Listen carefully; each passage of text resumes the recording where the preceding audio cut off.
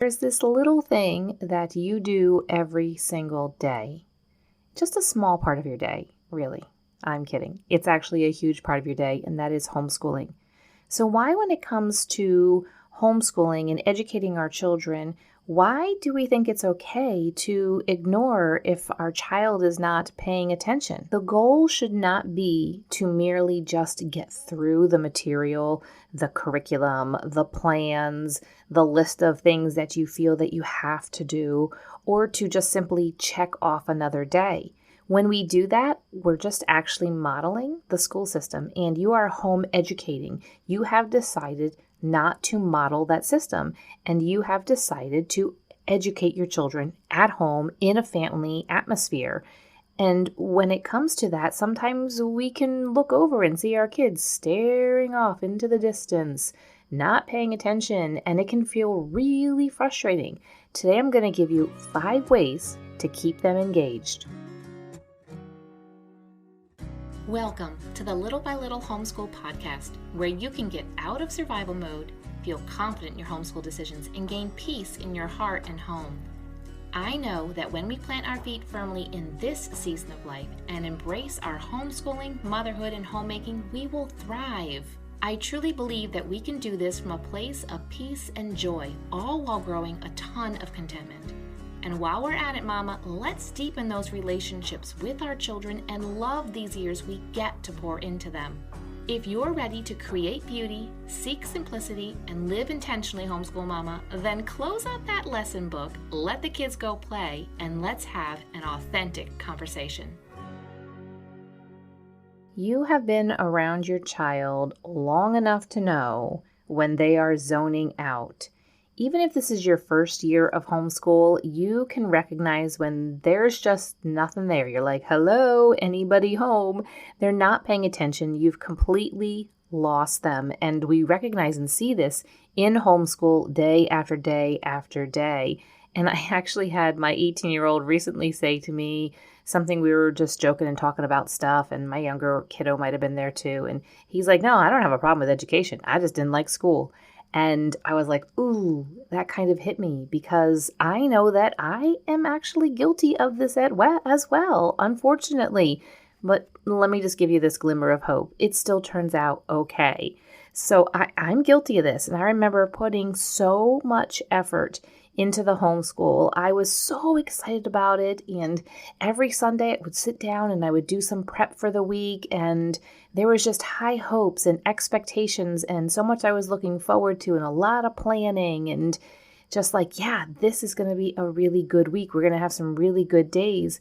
And then only to find that my kids, and I will add this, mostly my boys, not even paying attention, and they were not even being able to recall anything afterwards. Now, I'm not big into quizzing and, what did you learn today? That's too big of a question for kids. But even with promptings, they just didn't even, they weren't engaged. And that's the point of what I want to talk to you about today, is not just being able to memorize facts and regurgitate them, because again, that's school. And knowing that we as a homeschool mom, you and I, we can't teach them everything. You can't teach them everything there is to know. So that's okay. None of us can. Hopefully that lifts a weight off of your shoulders. Your goal needs to be to give them a sampling of things and lay that foundation. So today I want to talk to you about this 5 ways that I have discovered to keep kids engaged in your homeschool and in your lessons and having them pay attention. Because what I find is that when you put so much time and effort into it and you're so focused, and this is so important to you to carry through with your plans when it comes to homeschool, and then they're not paying attention. They can't remember anything that you did. It's as if nothing even happened that day.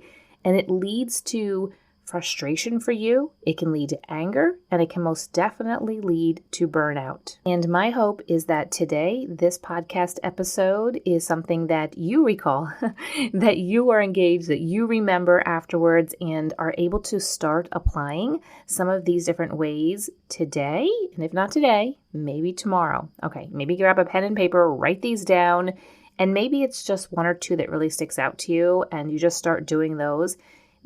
Sometimes it can feel overwhelming when you're given a list, and it's okay to just start with one and then make your way through it. You're making changes, you're making progress, you're making a difference here. So it doesn't matter if you start with one or you start with all five. Okay, so number one that I have is to respect their age. If you have a 5-year-old, you need to respect the age that they are 5. And they are going to be engaged to the level that a 5-year-old can be. Now, there can be a spectrum of maturity and interest in different subjects. And then if you have a 10-year-old, you're going to expect them to be engaged and paying attention as a 10-year-old, not as a 15-year-old, because then when they're 15, you're going to expect, when 15. Now, recently I heard something, and I don't know the studies. I don't know how much to base this upon. And so it just might kind of put a little bit of a bug in your ear and give you a way of thinking about it. So they were saying that to find out, what an attention span is for a child is to take their age, add 1 to it, and then add the word minutes. And that is their attention span. So if you have a 6-year-old and you add 1 minute, they have about a 7-minute attention span. And you're like, well, that's not very long. It actually can be pretty long. If you are really focused in on maybe one subject, you can accomplish a lot in 7 minutes, a lot more than you think that you can. So that means the moral of this story is that short lessons, if you plan long lessons, you're wasting your time. After the 7 minutes, your kid is clocked out, they're zoned out, they're not paying attention, and you are wasting. If you have a 15-minute lesson planned and they have maybe a 7-minute attention span, those last 8 minutes are just a waste. What if instead you had a 15-minute lesson, or you knew something was going to take 15 minutes and you just did 7 minutes, and then the next day maybe you stretched it to the 8 minutes and you got the full lesson in? Or maybe it's 7 minutes and then you pick back up on it a little bit later in the day and you add in the rest of the time, and you then have your entire lesson. So I'm thinking of maybe history. Maybe it's a history lesson. Maybe it's a certain curriculum, a certain book that you're following, and you just do part of it. And then you do part of it later in the day or the next day or the next time that you get around to doing your history. So the number one here is to respect their age and to keep that in mind. Along with that, again, is to also be conscientious of their maturity as well. Number 2 is to choose engaging and interesting curriculum and resources. Whatever it is you use, whether it's curriculum or just different resources, videos, or a hodgepodge, choose ones that are engaging. Don't choose the boring ones. This is when it pays off to really know your kids and to know what is going to be interesting and engaging for them. One idea, something that I did with my kiddos when we did family style science, I would give them some options. What do you guys want to study from these couple of books? And let them choose. Sometimes they didn't see eye to eye. We would maybe take turns choosing which one we were going to do, but allowing them to pick. Instead of me saying, we are going to study botany and nobody is interested in it, but they all would be interested in, say, land animals. If you're familiar with Apologia Science, then you know exactly what I'm talking about. Go ahead, ditch the botany. They'll learn about the plants and all of those things at some point, but do the land animals so that they are engaged and they're interested in what you are doing. Don't just pick things just because somebody else used it, or somebody online says that they're using a certain math curriculum, or your sister-in-law tells you that she's using this math curriculum. I'm not saying not to look at it.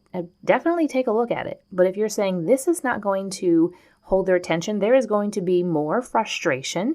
There is going to be more combativeness. I'm just going to lose them. Then it's not worth doing. Maybe it's a wonderful program and it might be something to just put on the shelf for right now and then to do it later on down the road.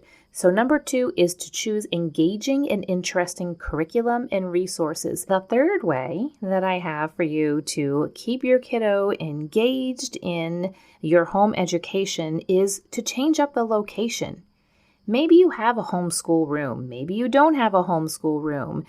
Maybe there's somewhere that you just always are doing your formal academics, and after a while they just kind of start zoning out much sooner. It's because the area maybe isn't refreshing. And it doesn't mean that it's a bad place. It doesn't mean that your central hub for your homeschool is necessarily someplace that you need to completely change up. And I did do an episode, I'm pretty sure I did. I will drop it in the show notes if I did, about how to set up a homeschool area and one that's going to serve your family for this homeschool year. But change up the location. Maybe you just sit at the dining room table, or maybe you have a formal homeschool area, or maybe you sit in the living room and you're just noticing that your kiddos are becoming just, they're disengaging, they're not paying attention, they are becoming more resistant to conversations and to reading and to learning and to the lessons sooner than they had been. Well, maybe the location isn't very fresh for them. If it is still nice weather where you are, take the lessons outside. This is something I love to do in the fall and in the spring, and I'll sometimes even hear we're doing morning time just the other day outside, and my kid was like, it's a little cold out. I was like, well, grab a sweatshirt.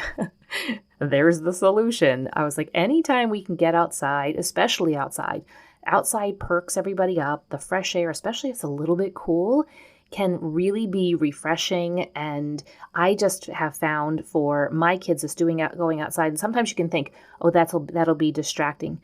Well, maybe to a degree. They're watching the squirrels and stuff, and they might not be 100% paying attention, but they're paying attention enough. It's so fun and actually funny when a kiddo actually answers a question and you have no idea that they are paying attention. I was listening to a podcast at some point this fall while we were outside working on the project that we had going on outside, scraping and repainting our house. And one of the podcast episodes was talking about when you don't really think kids are paying attention. And the story was about how a pastor was preaching a sermon and he asked a rhetorical question. And most kids don't understand rhetorical questions. And there was a young child in the service who did not appear to the parents as if they were paying attention.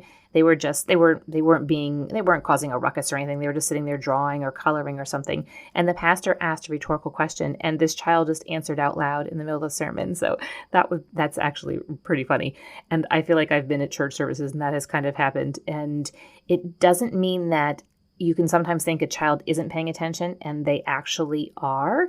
And so being outside is a really great way. And I don't promote a lot of multitasking because I don't think that we can do multiple things really well. But watching a couple of squirrels running around in the leaves while you're reading a history lesson, or you're doing a read aloud, or you're reading poetry, or you're talking about a science experiment, doesn't mean that they are not paying attention. They might actually surprise you with the fact that they're kind of engaged in something else, but they're actually also listening. So I highly, highly, highly suggest changing up the location. Get a little bit of fresh air. Maybe it's a little bit stuffy in the room that you're in. Open up the windows, move to a different room, go outside if you can, and you might notice a big difference in how much they are engaging. I would keep things moving with my kids. They could do some of their stuff at like our home base if we had a homeschool room or a homeschool kind of location,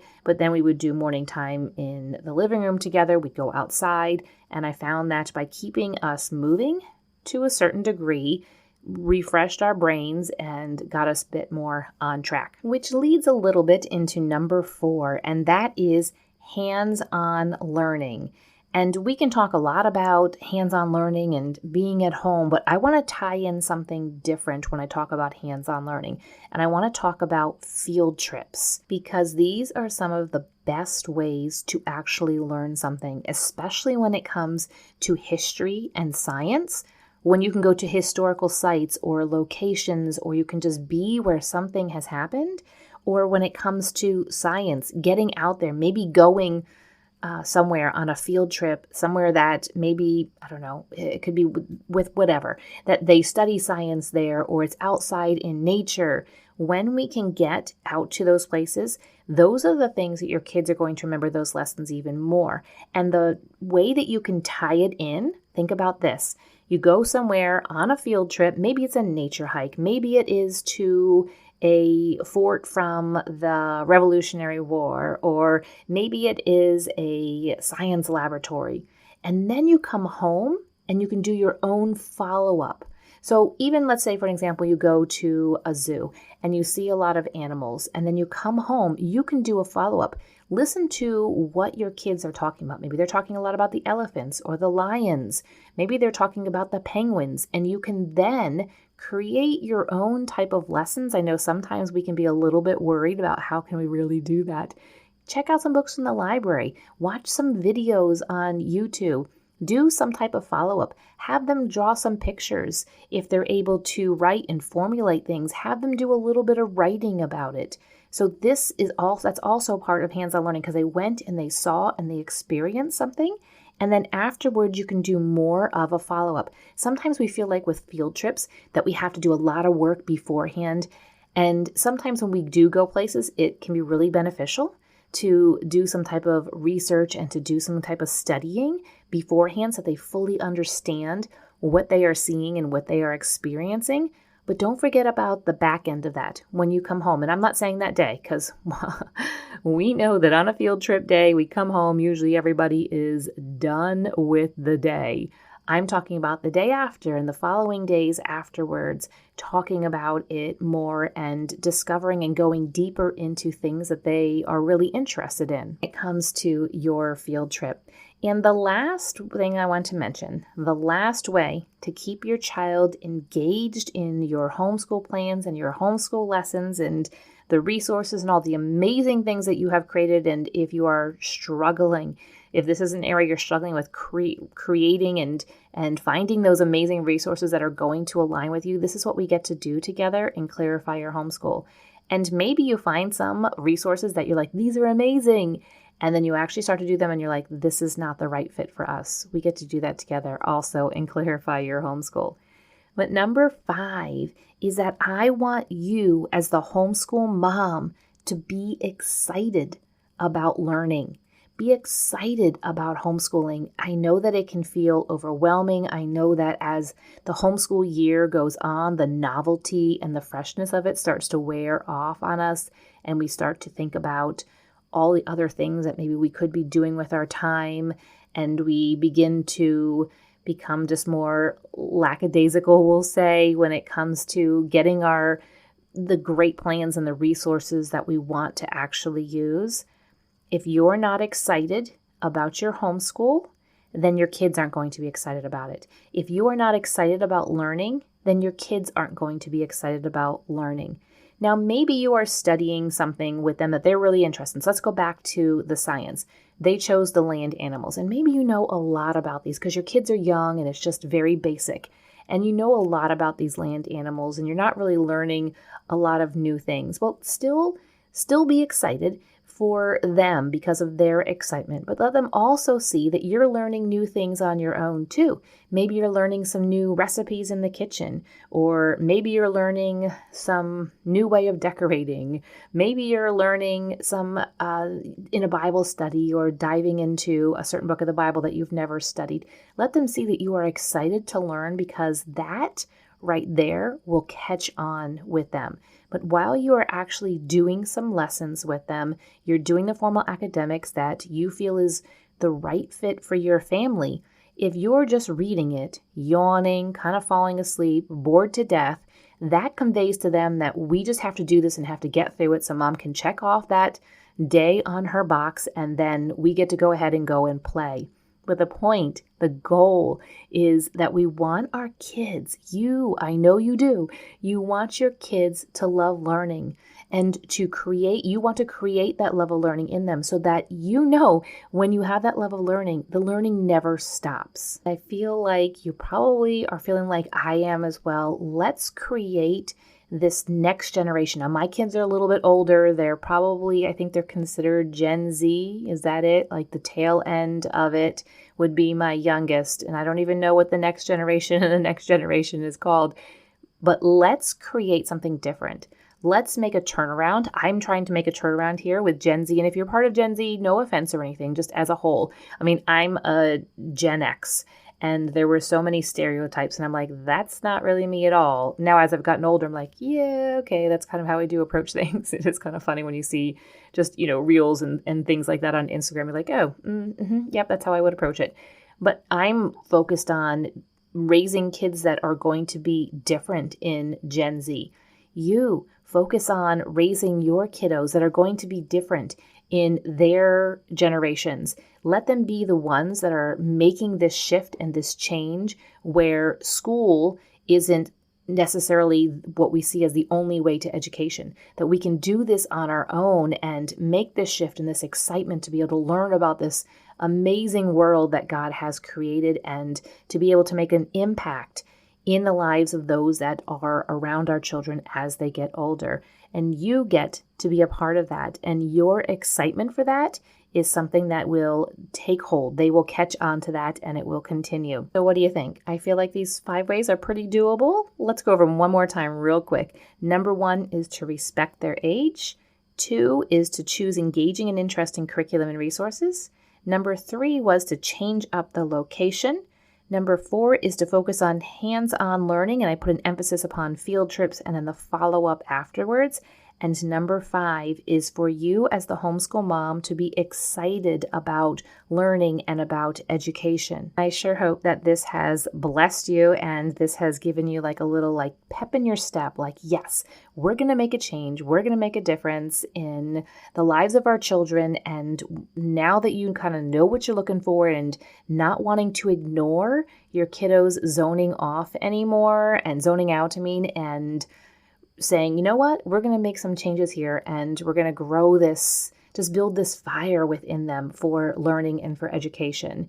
And if you are sitting there right now completely stumped and you are feeling overwhelmed by this process, I really hope to see you over in Clarify Your Homeschool, because we're going to work together on all of this and so much more. And you'll walk away from Clarify Your Homeschool. You never have to walk away. You can stay in it for a very, very, very long time. I have really enjoyed the moms that have been in for a few years and being able to watch their growth and watch their change. But together we will work on one of the huge things is deschooling. And all of this right here is a part of deschooling, and it can take a long time for some of us to deschool. I still have flashbacks to things. I'm like, no, you have to think differently. We're not in school anymore. And that is a huge component of Clarify Your Homeschool and just changing the mindset and the approach that you have when it comes to educating your children at home. It's so important, and that is really the basis of Clarify Your Homeschool and the ability to make that shift and that change and